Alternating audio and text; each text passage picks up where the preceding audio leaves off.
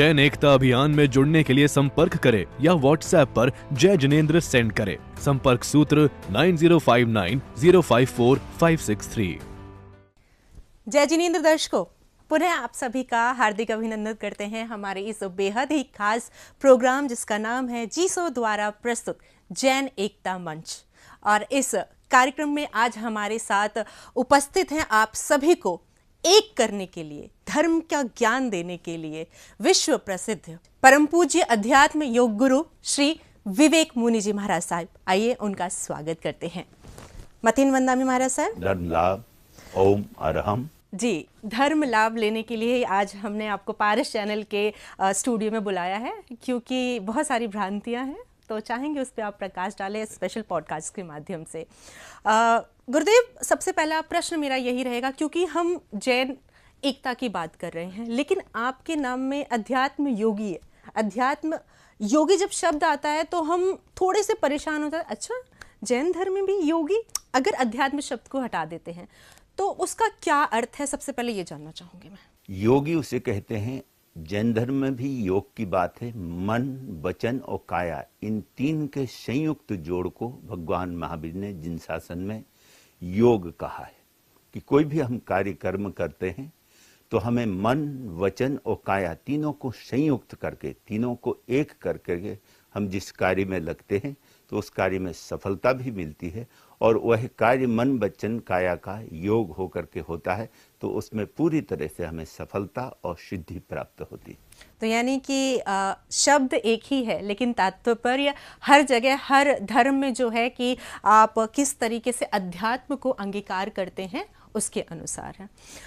गुरुदेव, सिर्फ नाम की बात नहीं है। अगर हम पिछले कुछ सालों में जाएं, आपके जीवन पे हम प्रकाश डालें, तो आपका जन्म ब्राह्मण परिवार में हुआ है जहाँ तक मैंने देखा है, और जैसा कि नाम में बात करें, नाम में योगी है, आप जैन मुनि हैं, लेकिन आप सनातन जो सेमिनार्स होते हैं या विशेष चर्चाएं होती हैं, सनातन धर्म गुरुओं के साथ भी जुड़े हुए हैं, तो आपका चरित्र काफ़ी रहस्यमय प्रतीत हो रहा है। थोड़ा सा चाहेंगे आप प्रकाश डालें। मेरा नाम योग मनीषी श्री विवेक मुनि जी महाराज साहब हैं। मैं विश्वविख्यात गुरुदेव आचार्य सुशील कुमार जी महाराज साहब से के कर कमलों से दीक्षित उनका शिष्य हूँ, और गुरुदेव के द्वारा जो हमें परंपरागत कार्य मिला है वो भारतीय संस्कृति और उससे पहले जैन धर्म की एकता के लिए, जैन धर्म के साथ में पूरी हिंदू सनातन संस्कृति की एकता के लिए, और उसके बाद पूरे विश्व में जो धर्म है, सर्वधर्म और विश्व धर्म के लिए गुरुदेव आचार्य सुशील कुमार जी महाराज साहब ने शुरू से ही बहुत बड़ा कार्य किया है। उन्होंने जैन एकता के लिए विदेशों में विशेष रूप से और देश में भी जो मंदिरों की, तीर्थों की स्थापना की है, जैसे अमेरिका की न्यू जर्सी स्टेट में बहुत ही सुंदर प्रथम जैन तीर्थ है सिद्धाचलम के नाम से, जहां पर एक ही वेदी पर दिगंबर और श्वेतांबर दोनों मूर्तियां स्थापित हैं। यहाँ आदिनाथ भगवान की श्वेतांबर मूर्ति है, भगवान पार्श्वनाथ की श्वेतांबर मूर्ति है, और अपने शांतिनाथ भगवान की श्वेतांबर मूर्ति है, और दूसरी तरफ भगवान महावीर स्वामी की और चंदा प्रभु की दिगंबर मूर्ति है। एक साइड में भगवान बाहुबली की प्रतिमा है, दूसरी तरफ यहाँ के हमारे गुरु जी के अध्यात्म गुरु के रूप में करीब 800 साल पहले हुए हैं दादा गुरुदेव मणिधारी श्री जिनचंद सूरी जी महाराज साहब, एक उनकी भी प्रतिमा वहां पर स्थापित है। तो अमेरिका में ये अमेरिका में प्रथम जैन तीर्थ है, जिसकी स्थापना विश्वविख्यात गुरुदेव आचार्य सुशील कुमार जी महाराज साहब ने की है। और संयुक्त राष्ट्र संघ में भी इंटरनेशनल महावीर मिशन के नाम से एक स्थायी चेयर भी गुरु जी ने वहां पर स्थापित की, जहां से जैन धर्म और पूरी भारतीय संस्कृति का प्रचार प्रसार पूरे विश्व में होता है, जो भी यूनाइटेड नेशन से जुड़े हुए जितने भी राष्ट्र हैं उनमें। तो आपकी किसी संस्था के थ्रू ये सारी चीजें चलती हैं या मतलब गुरुदेव स्वयं इस चीज को लेके चलते हैं कि कई लोग जुड़े हैं, कितनी संस्थाएं इसके साथ हैं? गुरुदेव ने अनेक संस्थाएं स्थापित की हैं। जैसे अमेरिका की जो हम बात कर रहे हैं, वहाँ पे इंटरनेशनल महावीर मिशन के नाम से संस्था है जो ये कार्य करती है, यूनाइटेड नेशन से लेकर के, और जो सिद्धाचल में वहाँ जैन तीर्थ है, और वहाँ गुरुजी ने करीब जैन तीर्थों के साथ साथ अलग अलग अभी करीब यूएसए में करीब 65 के करीब जैन सेंटर हैं, जैन केंद्र हैं, जहाँ मंदिर हैं और स्थापित, और सभी वहाँ अपने समाज के लोग दिगंबर श्वेतांबर एक साथ संयुक्त होकर के वहाँ महावीर जयंती मनाते हैं। पर्युषण पर्व वहाँ 8 दिन के नहीं होते या 10 दिन, वहाँ 18 दिन के होते हैं।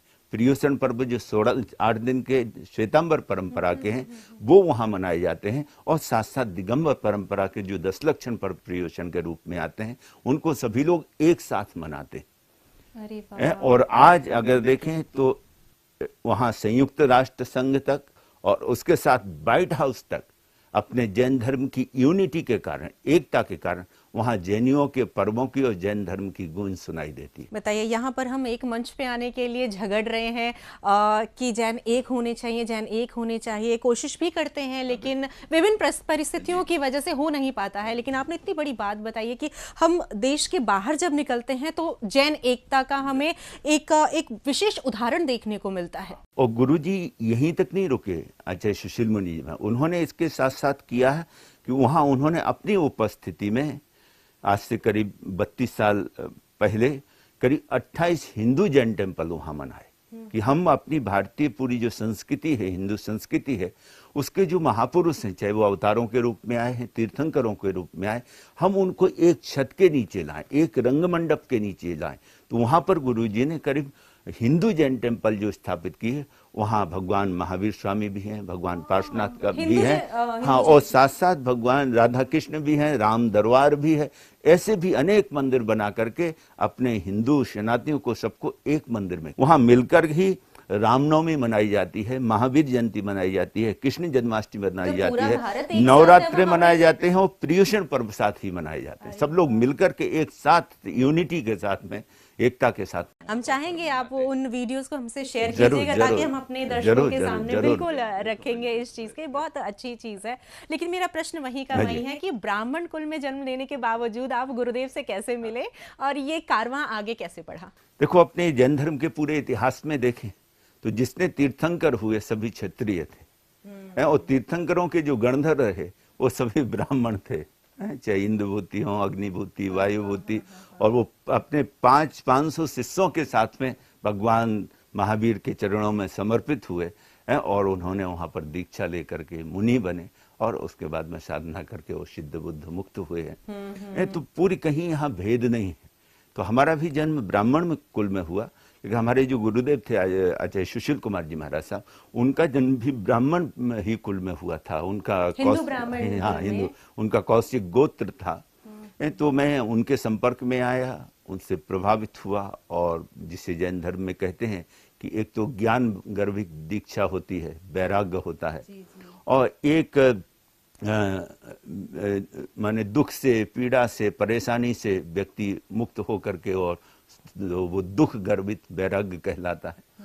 और एक होता है कि हम किसी महापुरुष से प्रभावित होकर के, उनके वात्सल्य के कारण, उनके स्नेह के कारण, उनके प्रेम के कारण बनते।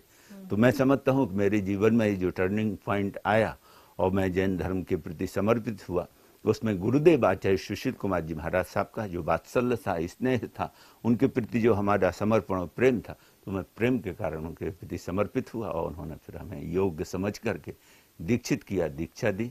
तो ये दीक्षा, जैसे कि आप बता रहे हैं कि जब इंडिया से बाहर भी कई सारे संस्थान हैं इंडिया में होने के बावजूद भी, लेकिन उसके बावजूद जब वहाँ पर देख रेख आप भी कई बार जाते होंगे वहाँ पर, तो कैसा एक्सपीरियंस रहता है आपका वहाँ पे जाने के बाद? बहुत अच्छा रहता है। वहाँ मैं देखता हूँ अपने यहाँ बहुत, हम छोटी छोटी विधि विधान में, पूजा पाठ में, छोटी छोटे बातों में बहुत ज्यादा विभाजित है। वहाँ छोटी छोटी बातों पर बहुत ध्यान नहीं दिया जाता है, और ये देखा जाता है कि हम एक हैं। देखो, हमारे तीर्थंकर एक हैं, हमारा महामंत्र नौकार एक है, तीर्थंकरों के जो लक्षण चिन्ह हैं वो सब एक हैं, और जो सार्वभौमिक सिद्धांत जो जैन धर्म के हैं वो सब एक हैं। उसे दिगंबर भी मानते हैं, उसे तो श्वेतांबर भी मानते हैं, चाहे वो मूर्ति पूजक हों, चाहे स्थानकवासी हों, चाहे तेरापंथी हों, या अलग अलग और पंथों में, अलग अलग और उसमें मजहबों में या पूजा पद्धतियों के कारण जो भेदभाव है। जैसे अब दिगंबर परंपरा में भी तारणपंथी भी हैं, बीसपंथी भी हैं, तेरापंथी भी हैं, तो ऐसे अलग अलग हैं। अब थोड़ा अगर देखें तो उनमें भेद क्या है, बहुत थोड़ा सा सूक्ष्म एक पूजा पद्धति का हल्का सा भेद है, उसके कारण हमने बहुत बड़ी खाई बना ली। आज आवश्यकता है कि हम पुनः इन छोटे छोटे मतभेदों को भुला करके और संगठित हों, क्योंकि संगठित एकता की जो शक्ति है वो बहुत बड़ी शक्ति है। उससे हम अपने समाज की समस्याओं को सॉल्व कर सकते हैं, और उसके साथ साथ हमारे ऊपर अगर बाहर से भी समस्याएं आती हैं, अलग राष्ट्रों से, अलग धर्मों पंथों के लोगों से, तो उनका भी हम समाधान निकाल सकते हैं। तो आज बहुत जरूरी है कि हम जैन एकता की जो बात यहाँ पर हम कर रहे हैं उसमें हम एक हों, संगठित हों, और कहा भी है कि संगे शक्ति कलयुगे, कि संगठन की जो शक्ति है वो सबसे बड़ी शक्ति है। और कलयुग में चाहे परिवार की समस्या हो, चाहे समाज की हो, चाहे राष्ट्र की हो, या विश्व की समस्या हो, एक तो बातचीत के द्वारा, संवाद के द्वारा हमें उससे उसका समाधान निकालना चाहिए, पीसफुल डायलॉग के द्वारा। और उसके साथ साथ हमें एक होकर के हम अपनी समाज की जो समस्याएं हैं उनको सॉल्व कर सकते हैं।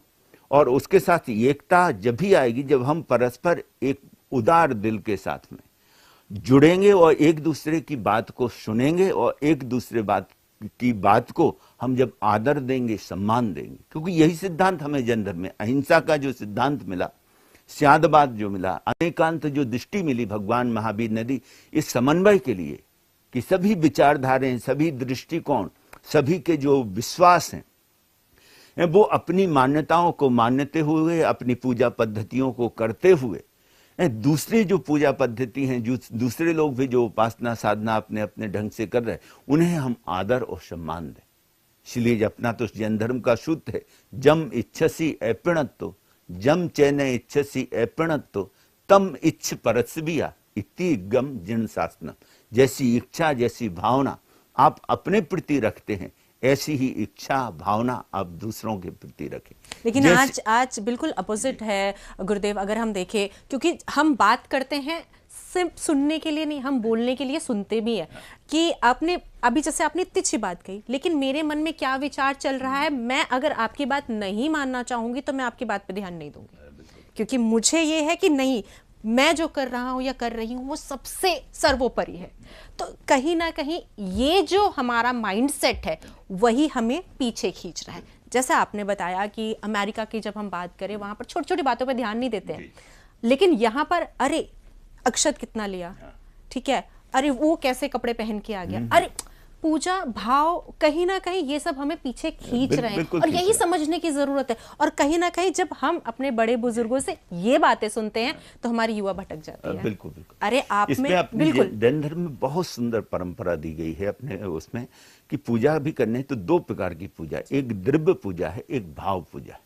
द्रव्य का महत्व बहुत नहीं है, द्रव्य तो हम जो चढ़ा रहे हैं, जो हमारी श्रद्धा है, जो हमारे पास साधन उपलब्ध हैं, उसके हिसाब से हम द्रव्य भगवान को अर्पित करें। मैन है उसमें भाव पूजा, कि किन उत्कृष्ट भावों के साथ में आप भगवान की पूजा करें। बिल्कुल, भाव सर्वोपरि तो है। जैन धर्म भाव प्रधान धर्म है, सर्वोपरि है। हिंसा अहिंसा की भी बात आती है तो वो वहां भी भाव की आती है बात, कि किस भाव से आप अहिंसा का पालन कर रहे हैं, किस भाव से आप किसी को बात कह रहे, सत्य कह रहे।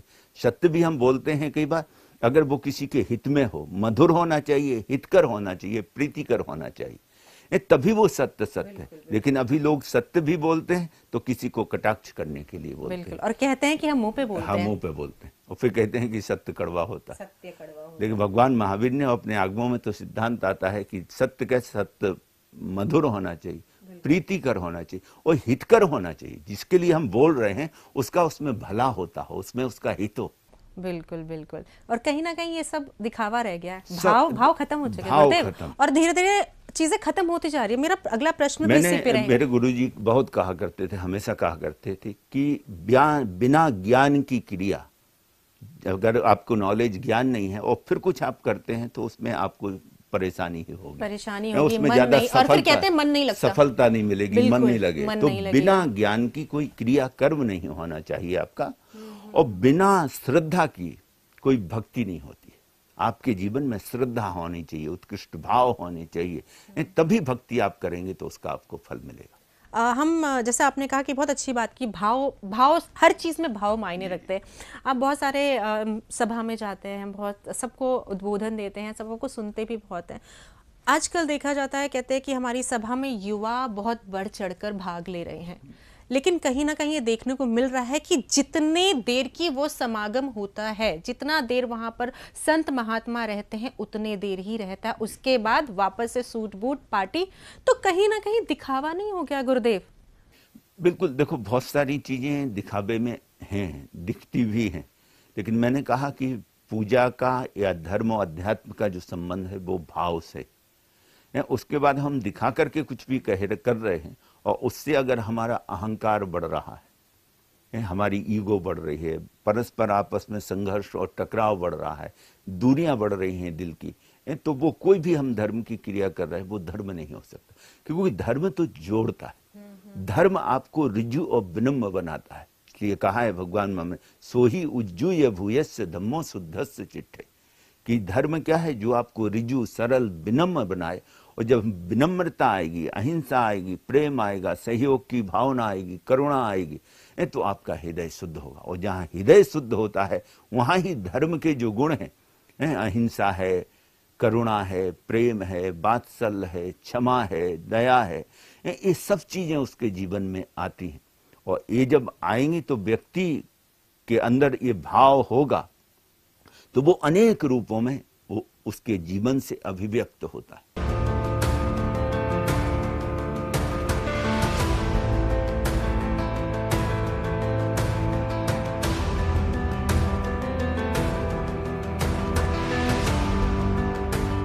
जय जिनेंद्र। जिसो जैन एकता महाअभियान से आज ही जुड़ें। अपना निःशुल्क जैन माइनॉरिटी कार्ड प्राप्त करने के लिए 9059054563 पर व्हाट्सएप से जय जिनेंद्र सेंड करें और जैन एकता महाअभियान व्हाट्सएप चैनल को अभी फॉलो करें और इस वीडियो को सभी जैन ग्रुप्स में अभी शेयर करें। धन्यवाद।